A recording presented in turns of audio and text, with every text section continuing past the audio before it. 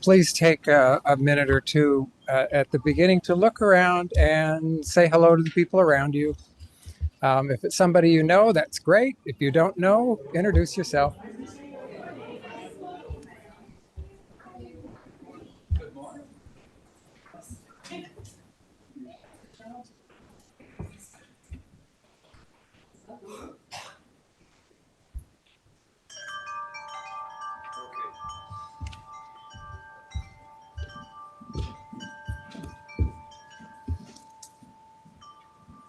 I might have rung the chimes a little too enthusiastically. They're calming down.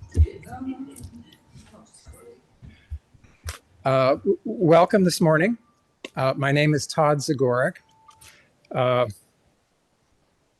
wife and I, Melanie Rose, have been attending this congregation since 2010.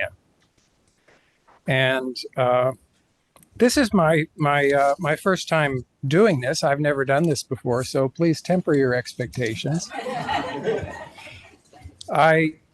It had never occurred to me that I wanted to be a member of the Sunday Services Committee until Nancy Hershatter asked me if I would like to.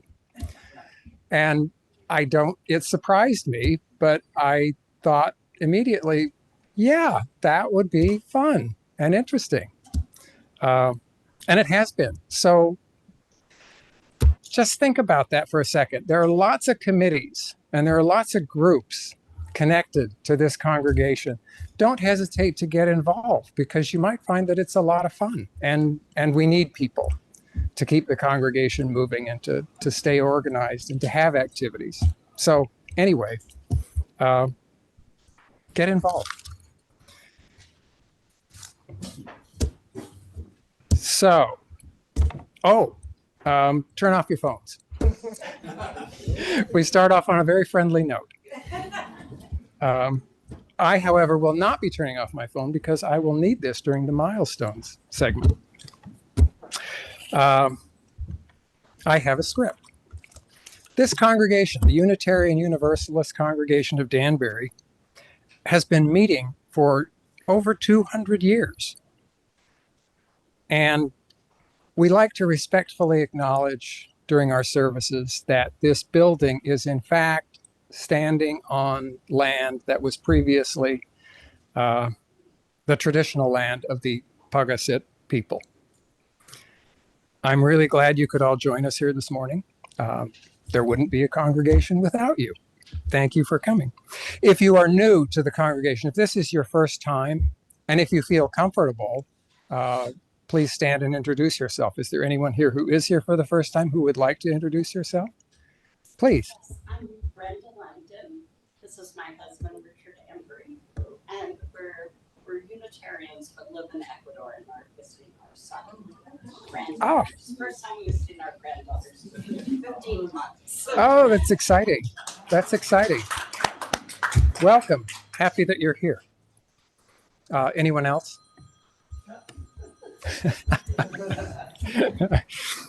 Okay. We are one people of many beliefs, many origins, sexualities, and genders. We are all growing, all learning, all loved. Just as you are welcome here.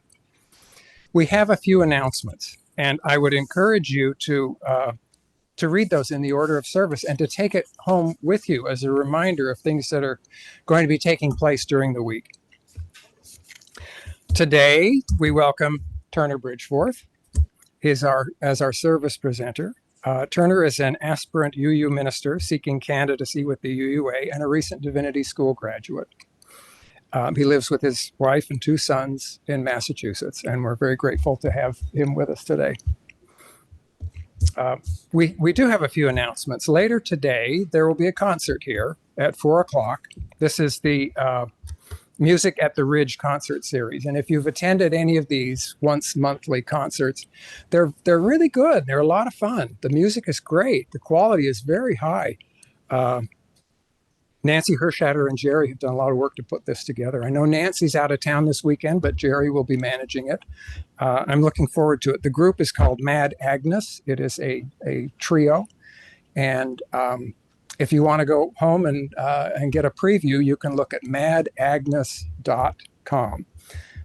and they do a lot of three-part harmonies from what I can tell from the website, and they're really good. It should be a lot of fun. Looking forward to it. At 5:30 today, the middle school youth group will be meeting.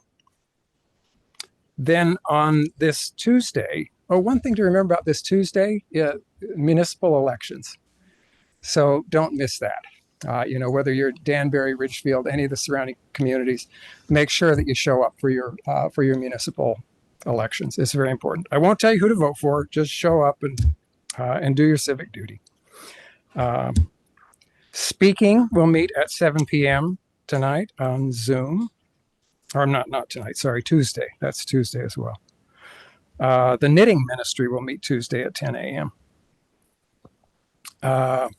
Let's see. Wednesday, the men's coffee group will be meeting at 10 a.m. downstairs, this building. Chair yoga will be at 2:30, same place, downstairs, this building, 2:30 Wednesday. Also on Wednesday, this is our next community dinner. If you were here for the last one, it was a lot of fun, and there was a good turnout. This is a fun thing.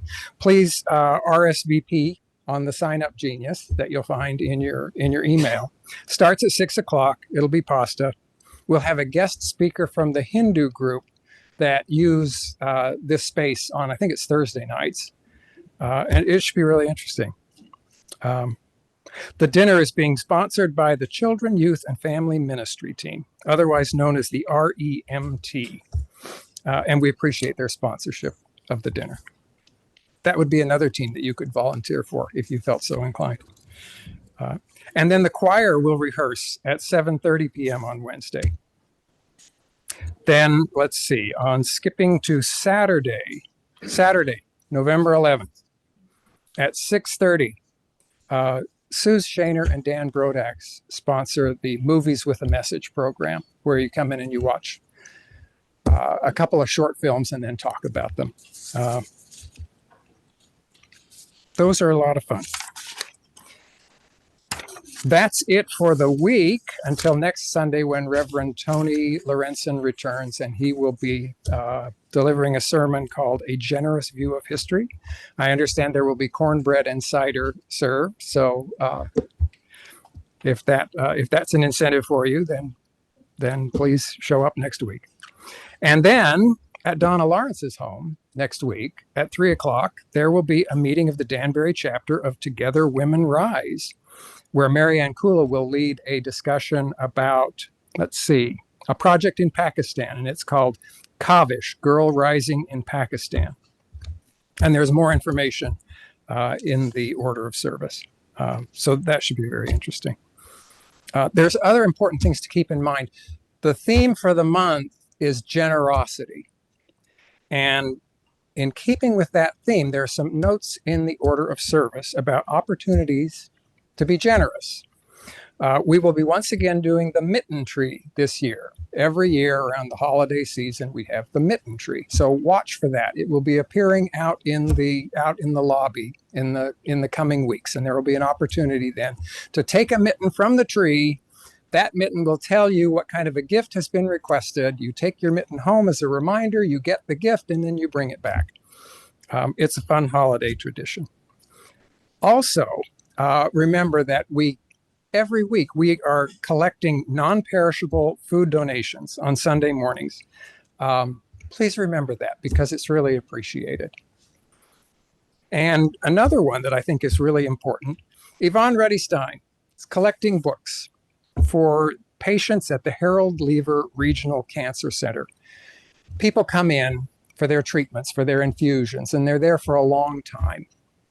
And it's really helpful to have something for them to read. A lot of people like to have something to read and be distracted and pass the time while they're having those treatments. You may recall Reverend Tony's sermon last week, where he talked about how the kids don't want the china. The kids don't want your books either. All those books on the shelves at home that you will never read again, and this, I'm speaking to myself as much as to anybody else. You don't need all those books. There may be some of them that are, you want to keep for whatever reason. You may look at them again. They have sentimental value, but I guarantee you've got a lot of books you'll never look at again. And you might as well donate them to a cause where people can get some use out of them. Anyway, there's a box out in the lobby. So bring your books and deposit them there.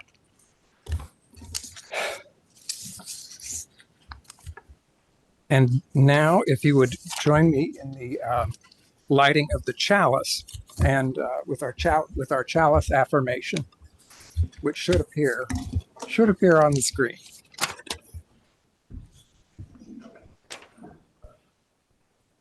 Love is the spirit of this congregation, and justice is its light. This is our covenant, to dwell together in peace, to seek and speak the truth in love, to help one another and celebrate life.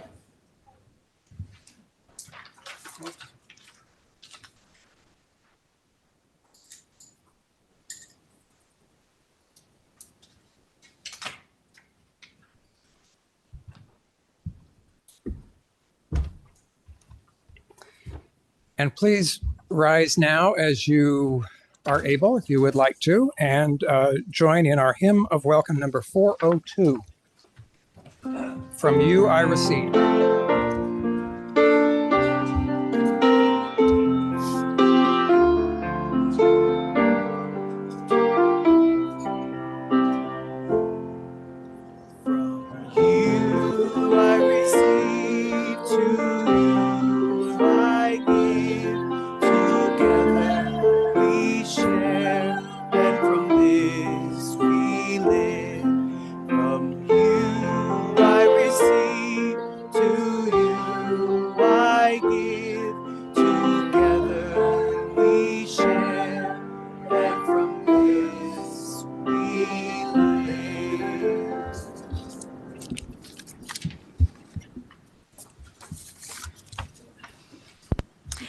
Let's say together our children's affirmation.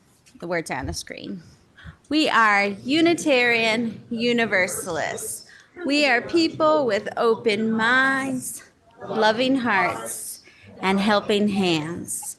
We care for the earth and each other. Today's meditative story was inspired by stories found in both some Buddhist and Hindu traditions. Far away in the abode of the great god Indra hangs a wondrous, vast net, much like a spider's web in intricacy and loveliness. So now I need some volunteers to help me set up a net to help us imagine this net. So could I have some people come forward to set up a net? Suzanne, I see you putting down your stuff. Come on up. I promise people coming forward won't talk. They're just setting up our net for us. So here's the end of our net. And if you get in a circle here and you pass the net across the circle, oh, we need it. Give me two more people. Give me two more. Come on up, Marge. Margie's coming. All right. Here we go. Oh, yes. Okay, wait now. All right, you're going to pass it around the circle first. And then when you get it next, you're going to have to pass it across because you got to get it moving like a spider's net. So maybe, so here you go. If you pass Sierra to Randy, that might give us the next part of our net. Who are you going to pass to, Randy? There you go. And you can wrap it around your... Now, you see here as we're creating this net that all the points are connected. There is connection through the whole net. Ooh, good. Here we go. And then maybe, Marjorie, you can hold on to our last bit of net here. So is there any chance you can tilt that up a little bit so that everybody can see how all the points are connected? And then you can lower it down again. Of course, unlike our net here, which has a beginning and an end, Indra's net stretches out indefinitely in all directions. At each node, at each crossing point, so here's a crossing point over here, there is hanging a single glittering jewel. So just imagine at each of the crossing points on this net, a single glittering jewel. Since the net itself, since Indra's net is infinite in dimension, the jewels are infinite in number. The sparkling jewels hang there, so suspended and supported by the net, glittering like stars, dazzling to behold. Okay, net builders, you can leave the net. You can, go ahead and just leave the net and go back to your seats. And then I'm going to invite everybody, if it helps you to imagine, to close your eyes and picture this magnificent jeweled net spread all across the vast expanse of space. And then if it's comfortable for you, keep your eyes closed and move in closer to one jewel in the net. If you look closely, you will see the polished surface of the gem reflects all the other jewels in the net, infinite in number, just as two mirrors placed opposite each other reflect an image ad infinitum. Each jewel reflected in this gem you are gazing at also reflects all the other jewels, so that the process of reflection is itself infinite. Know that you are a sparkling jewel in Indra's net, as is every person around you. Appearances are not, in fact, reality, but only a reflection. The true nature of a thing is not to be captured in its appearance. However powerful that appearance might be, it is yet only a reflection of what is real. Even so, every jewel is connected with all other jewels in the net. Every person is intimately connected with all the other persons in the universe. Though each jewel is itself a gem, we all reflect and influence each other. A change in one jewel or person produces a change, however slight, in every other. Whatever you do to one jewel affects the entire net, as well as yourself. You cannot damage one strand of a spider web without injuring the entire web, and you cannot damage one strand of the web of the universe without injuring all, whether that injury is known or unknown. And likewise, a single helpful act, even a simple act of kindness, a simple gift, will send positive ripples across the infinite net, touching every jewel, every person in existence.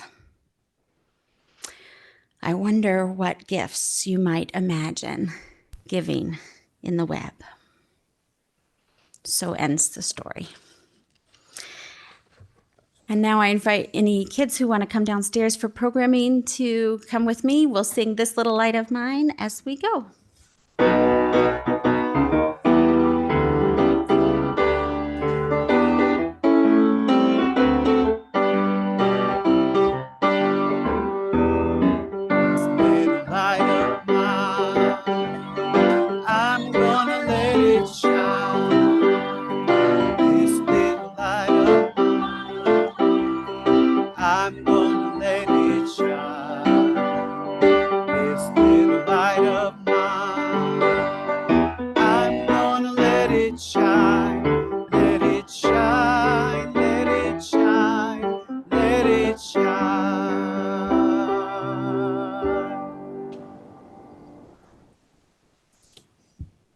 Now is part of our program for silent and spoken milestones. We will start with the silent milestones. If you would like to come up and place a stone in the bowl, please feel free.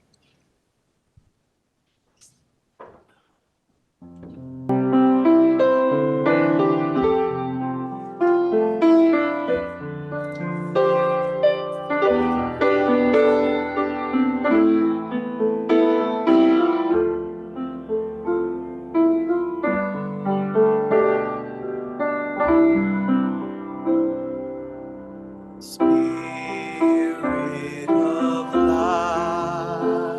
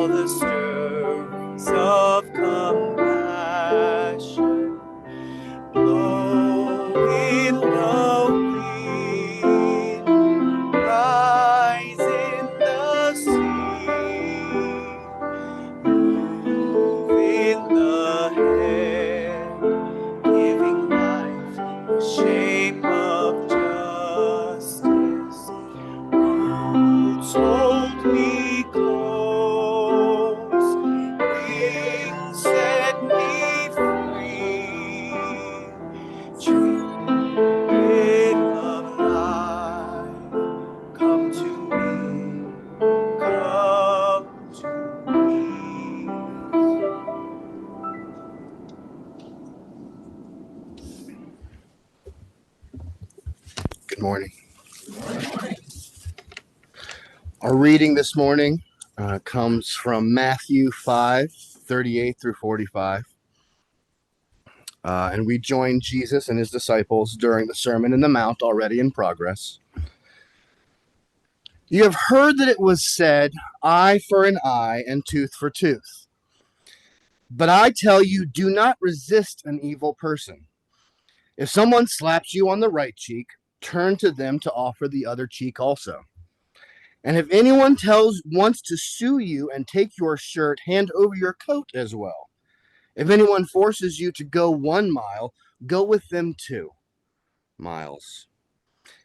Give to the one who asks you, and do not turn away from the one who wants to borrow from you.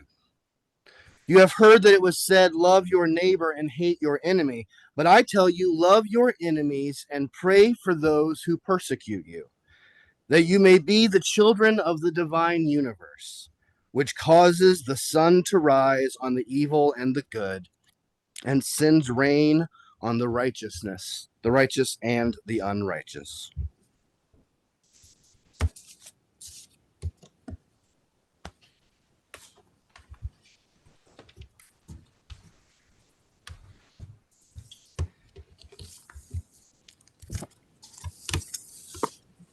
This is the time in our service for the offering.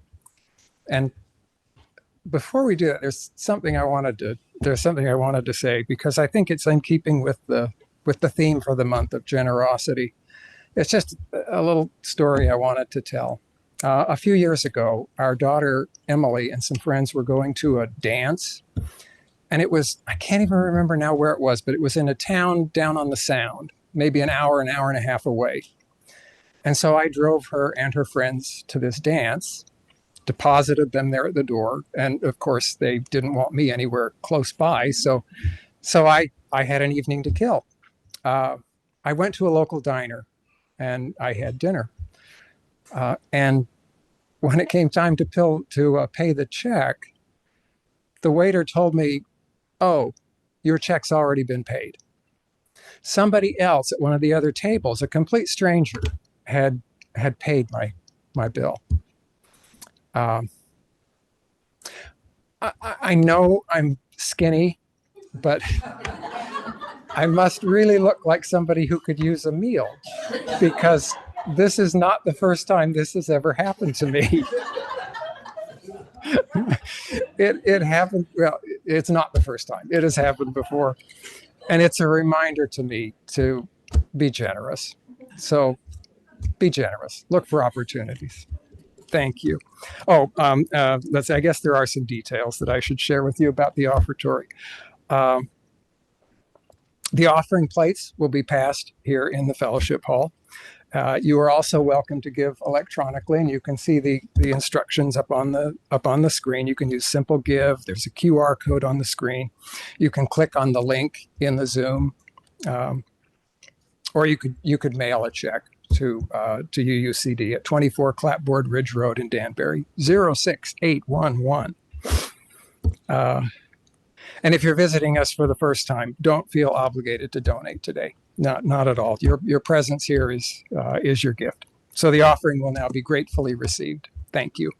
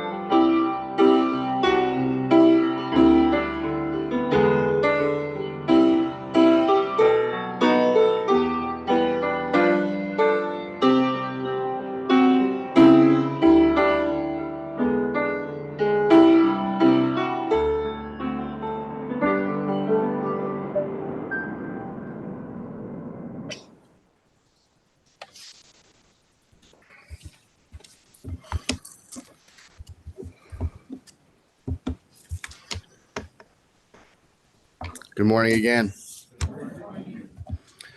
First, I want to thank Reverend Tony, as well as Sherry, Sierra Marie, Todd, and Sam for all the work that you guys do here, and for offering me an opportunity to come and speak, and for all the help in getting me to this sacred space today. I also want to thank everyone who made it here this morning after successfully time traveling last night, or sleeping in an extra hour, however you want to think about it. This is actually my first time standing in front of a Unitarian Universalist congregation or any faith community since I was living in Texas before the pandemic. I am not from Texas. That's just where I went to school at the time. I'm actually from just outside Washington, D.C. in Virginia. Like many other UU converts, I grew up in a Christian church tradition. My family went to a Baptist church where I went to Sunday school and first learned what I thought was a message about being extra generous. There was a line from the reading this morning that I found out I was remembering wrong. The words that I remembered from Sunday school were, "If a man asks you for his shirt, give him your coat as well." Did any of you notice that that's not what it says in the passage? I'll read the line again real quick. "If anyone wants to sue you and take your shirt, hand over your coat as well." But this happens, right? There are a lot of things that we learned as children that we found out were wrong when we grew up. The text, in fact, Jesus is quoting another phrase that the authors of Matthew referenced somewhat out of context. The line was, "You have heard that it was said, eye for eye and tooth for tooth." I remember being taught as a child in the 80s that eye for eye and tooth for tooth was about seeking revenge. The passage that Jesus refers to is from Exodus 21, 22 through 25, which reads, "If people are fighting and hit a pregnant woman and she gives birth prematurely, but there is no serious injury, the offender must be fined whether the woman's husband demands, whatever the woman's husband demands, and the court allows. But if there's a serious injury, you are to take life for life, eye for eye, tooth for tooth, hand for hand, foot for foot, burn for burn, wound for wound, bruise for bruise." Eye for eye and tooth for tooth was a legal statement, an assertion of what was fair, literally categorized in the Hebrew Bible under personal injury law. The passage is not about escalating a conflict, it's about settling one. It's about what we owe one another when human bodies have experienced violence.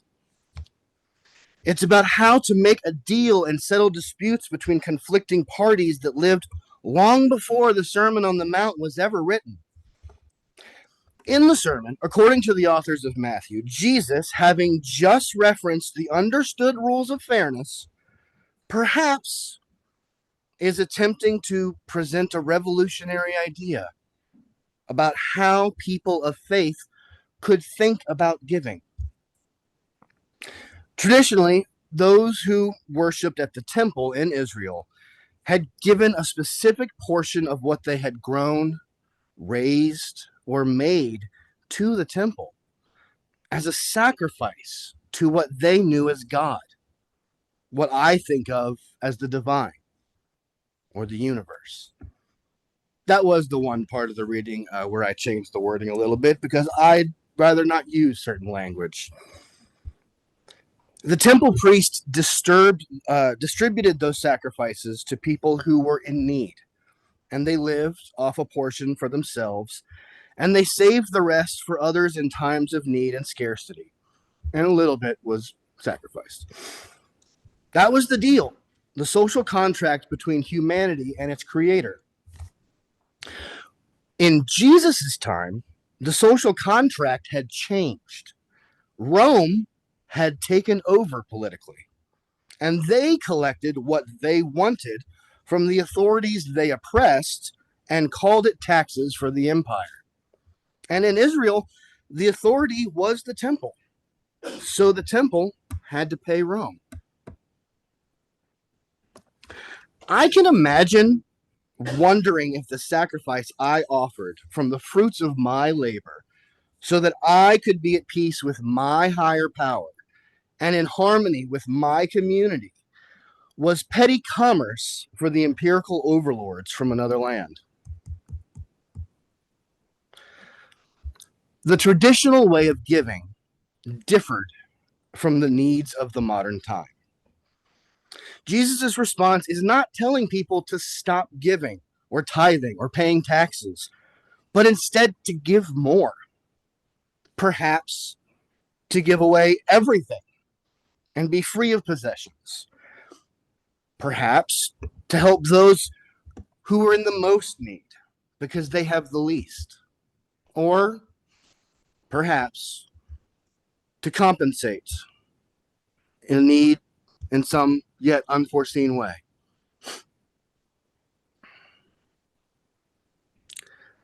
A dozen centuries and a few dozen generations later, in the Middle Ages, while European leaders were trying to build their own empires, monasteries, faith communities all over Europe were built to house those who had handed over their coats as well as their homes and all their possessions, all in the name of becoming children of the divine universe. I'm sure some of you, when imagining a monastery, picture rows of old white men in robes hunched over while chanting melodically in a stone chamber. But monasteries were often central to their communities because of how they practiced giving. Gardened fruits and grains and vegetables were harvested and shared. Shelter was provided for those who were in need. The sick were nursed back to health and given medicine. And when human lives in the community came to an end, their bodies were treated as sacred vessels before being buried, all at the monastery, all in the service of humanity, including women. I know most of us don't think the Middle Ages were always an overtly powered time to be a woman, because they weren't. Yet for many women, working in the church or living in a convent was one of the safest ways to live life without needing the permission of a husband or a father or a brother. The 20th century, which began with whole countries using eye for an eye and tooth for a tooth as a battle cry to justify atrocity in the name of nationalism and otherization, saw faith communities that still gave, sometimes more than they realized, often more than they were asked. People housed orphans and unhoused children, fed whole communities with scavenged cans of food at times. They gathered unclaimed clothes and textiles and made new clothes for people who had lost everything, people who had nothing. And the world changed. The wars ceased for a while. The economy recovered, mostly. And the Dust Bowl ended. And just 1 or 2 generations later, for some faith communities in the United States at least, in a booming time of prosperity for so many, scarcity and need perhaps seemed like a distant problem. Something that happens somewhere else, somewhere far away. Faith communities still wanted to give, to help even those in need, who in need were out of sight. Giving became mission work for some. Raising funds became an excuse for a bake sale for others. Scavenging for food became as easy as gathering the unwanted cans in the pantry and dropping them off in the faith community for volunteers to redistribute to the mysterious, impoverished folk from far away. Handing over your coat as well was more about a literal extra coat in the closet than anything else. That was just a generation or 2 ago, and the world kept changing. But in a lot of ways, how faith communities gave perhaps did not. I remember as a child at that church in Virginia bringing cans to the church. I remember bake sales. I remember bringing clothes in that we had gathered from our closets, just like my parents remember from their childhoods. And perhaps generosity in our faith communities should not be categorized as giving and charity exclusively. Perhaps generosity can be more about more than money or cans or extra shirts. Sometimes those sacrifices are just taxes or closet cleaning. Perhaps the concept of giving and generosity inherited from previous generations can be reimagined. I want to be clear that I know UUC Danbury practices generosity in many ways. I got here early this morning. I've seen the board to sign up for to feed the homeless. I saw the bag collecting food out there. I heard about collecting books and the auction last night and the concert tonight. Please, my message as a guest is absolutely not to scold you, but to tell you to keep doing these things. Please don't stop because I came here. It's not to scold you or to tell you that you're not generous enough or that you're somehow falling short in any way. Far from it. I wanted to come here to give you the encouragement and hopefully fuel inspiration, because the elephant sitting in the back row of many faith communities across the country cannot be ignored much longer, and it doesn't need any more shirts.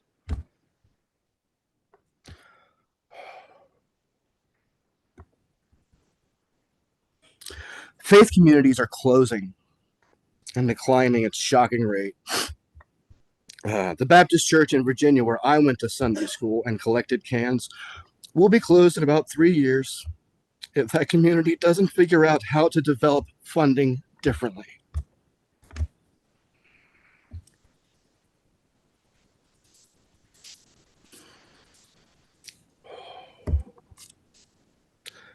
The traditional way of giving differs from the needs of the modern time.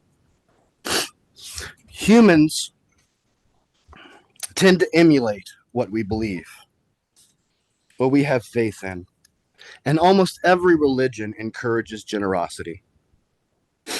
Dana, in the Buddhist tradition, means giving freely without expecting anything in return. Generosity generates an instant karma. Itivuttaka 26, as it was said, if beings knew as I knew the results of giving and sharing, they would not eat without having given. Nor would the stain of selfishness overcome their minds, even if it were their last bite, their last mouthful. They would not eat without having shared, if there were someone to receive their gift. In Islam, Al-Karim, the most generous, is one of the most beautiful names of Allah. One of its meanings is that Allah is the most generous, whose bestowal does not come to an end. Allah is the one who gathers all types of goodness and virtues. The most generous is a name that gathers all praiseworthy attributes. It also means that the divine universe is the most beneficent to those who serve it. Perhaps the authors of Matthew were suggesting that people should emulate the divine universe by giving abundantly out of love of humanity, even in the face of hate. Taxes are taxes. But what if we gave to humanity the same way the divine universe gives to us all?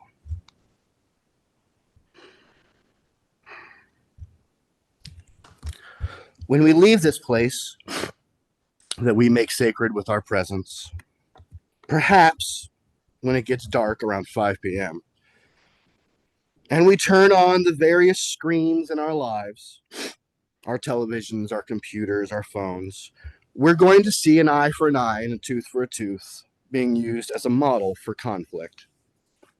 A lot of the voices with microphones on that screen are encouraging everyone to pick sides in those conflicts, to choose a team, to raise a flag. Perhaps I don't have to name them for you. And if those screens make you angry, fill you with rage, maybe even hate, it's justified. But perhaps there is another option to picking a side. Perhaps that raw emotion can be channeled and used to generate something else, something that can give back to humanity instead of playing eye for eye, tooth for tooth. Generosity can be the solution to conflict. You can give more than your shirt. You can generate into Indra's magnificent net. What you are able to contribute doesn't have to be restricted to just shirts and coats. Generosity is not the same thing as settling our debts with humanity. Generosity does not need to go to someone far away that is worse off and out of sight. Generosity is about what you generate as a powerhouse in this divine universe and how to give it freely to humanity and the earth the way that it was given to you.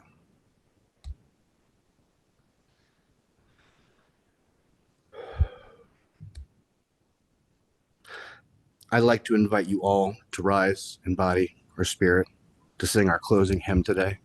Number 1010, We Give Thanks. We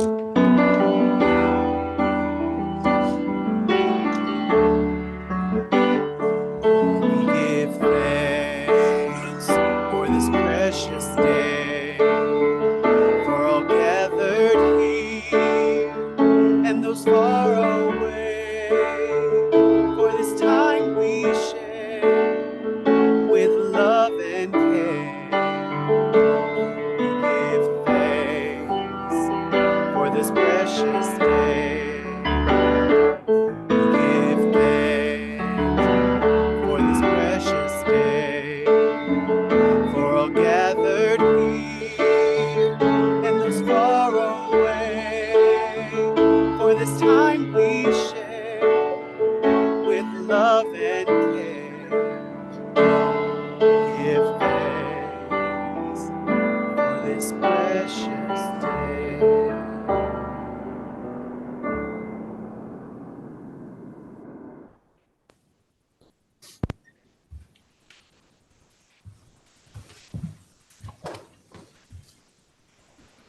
And now we will extinguish the flame in the chalice. So please join me. We extinguish this flame, but not the light of truth, the warmth of community, or the fire of commitment. These we carry in our hearts and out into the world until we are together again.